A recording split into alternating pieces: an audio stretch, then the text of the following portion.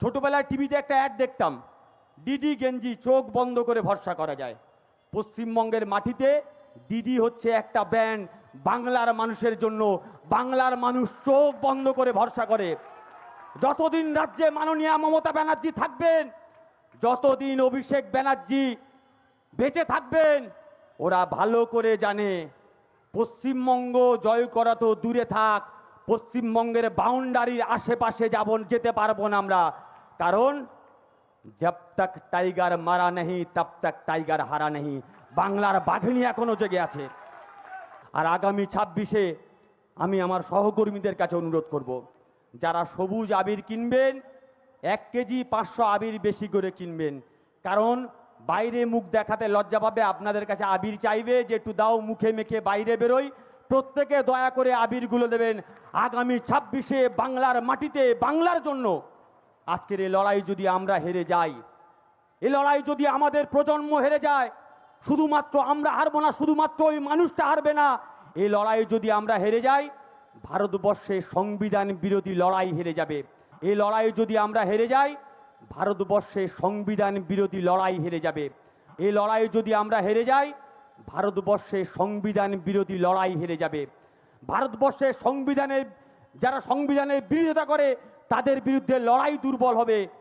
জয় বাংলা, অভিষেক ব্যানার্জি জিন্দাবাদ, জয় হিন্দ।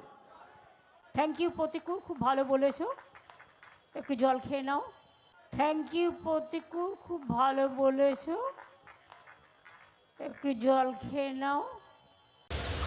নমস্কার বন্ধুরা, আপনারা বক্তব্য শুনলেন প্রতিকুর রহমান। যদিও এই বক্তব্য এখন সোশ্যাল মিডিয়ায় ভাইরাল, তো আমি কেন দেখালাম আপনাদেরকে, মানে হয় না যে এই প্রতিকুর রহমানের, আমি সোশ্যাল মিডিয়ায় জবে থেকে তৃণমূল মানে সিপিআইএম থেকে তৃণমূলে যোগদান করলেন 1 সপ্তাহ 10 দিন হচ্ছে হয়তো। তো জবে থেকে আসলেন, এখন ওনার আগের যে ভিডিও, সেই ভিডিওগুলি পুরো ভাইরাল সোশ্যাল মিডিয়ায়, এবং সোশ্যাল মিডিয়ায় সেই ভিডিওগুলি দেখছি আর এখনকার এই বক্তব্যগুলি শুনছি আর ভাবছি যে হঠাৎ এতটা চেঞ্জিং কেন। কারণ যেভাবে মমতা ব্যানার্জিকে, তৃণমূল দলকে, অভিষেক বন্দ্যোপাধ্যায়কে একাধিক দুর্নীতি, কয়লা, অনেক কিছু ব্যাপারে মানে এমন করে আক্রমণ করেছেন রাজনৈতিকভাবে, কিন্তু তারপরে তিনি তৃণমূল জয়েন করলেন, ভালো কথা। কিন্তু 1 সপ্তাহের মধ্যেই বা 10 দিনের মধ্যেই তিনি নিজেই এত কি চটি চাটতে শুরু করে দিলেন যে সেই চটি চাটতে চাটতে, মানে একটা তো কথায় আছে না, যদি আপনি বেশি কিছু চাটা হয় না, জিভ বের করে বেশি চাটতে গেলে সেই জিভ কিন্তু উল্টে যায়। তো এই বক্তব্য যার জন্যই আমি আপনাদের শোনালাম,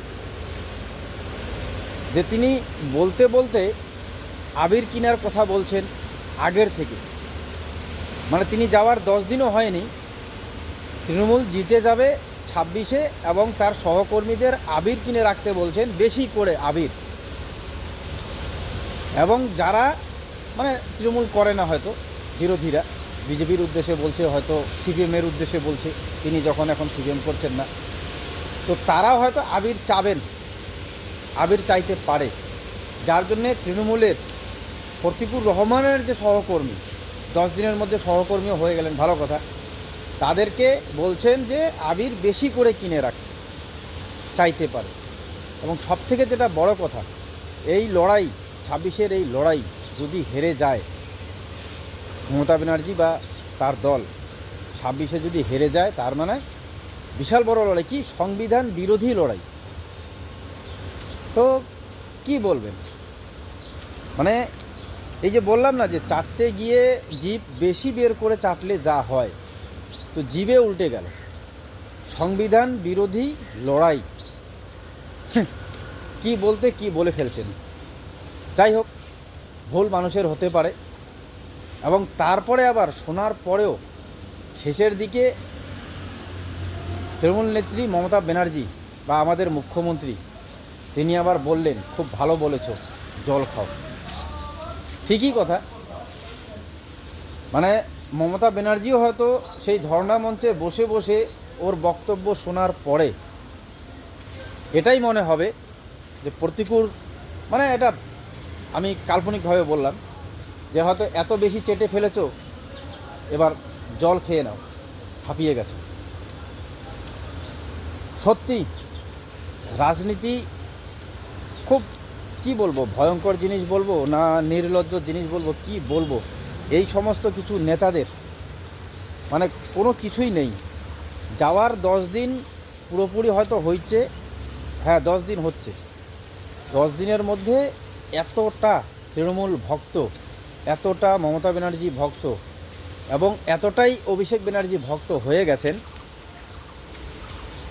যে এই 10 দিনের মধ্যে মনে হচ্ছে যে তৃণমূলের মানে কত গভীরে ঢুকে গেছেন এই প্রতিকুর রহমান।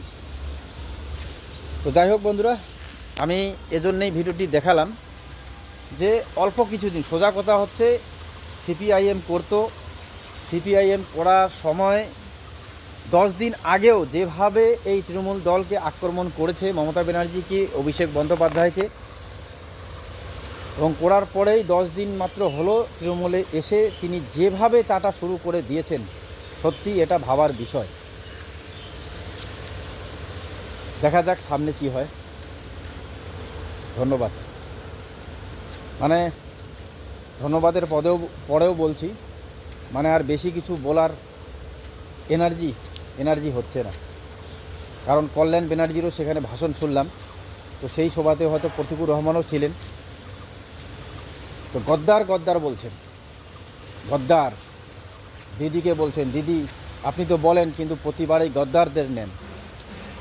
এই 26-এ এবার একটা কি ক্লুপ লাগিয়ে দিলেন 26-এর ভোটে, এরপরে আবার হয়তো জিতবেন, এরপরে কোনো গদ্দারকে আর নেওয়া হবে না, বিজেপির তো একটা গদ্দারও হবে না। জানি না, এই খুব শীঘ্রই প্রতিকুর রহমান এসেছেন বলেই হয়তো সিপিএমের কথা না বলে বিজেপির কথা বললেন, কিন্তু যদি তিনি বিজেপিরও কথা বলে থাকেন তো বিজেপির তো অনেক বড় বড় নেতা তৃণমূলে ঢুকে গেল এবং জায়গা মতো জায়গাও দিয়ে দিল, কিন্তু এখন বলছেন গাদ্দার। ভালো কথা। তো একটা সভাতে বসে অন্য দল থেকে আসা সে বিজেপির নাম করে বলছে, ঠিক আছে, কিন্তু এখনই যারা গেছেন তাদের কি মনে হতে পারে যদি সেই সভাতে গাদ্দার বলা হয়? তো এটাই রাজনীতি, সহ্য করতে হবে, কারণ রাজনীতির চাওয়া পাওয়া হয়তো এখন এরকমই, কিছু না কিছু চাওয়া পাওয়া স্বার্থ থাকতেই পারে। তা নাহলে এত কথা শোনার পরেও এবার এই প্রতিকুর রহমানের মতো মানুষ 10 দিনের মধ্যে এত চেটে ফেললেন যে 26-এর লড়াইটা নাকি সংবিধান বিরোধী লড়াই, এতটা ভুলভাল বকে ফেললেন। যাই হোক বন্ধুরা, ধন্যবাদ। আপনারাও বলবেন যা বলার কমেন্ট বক্সে।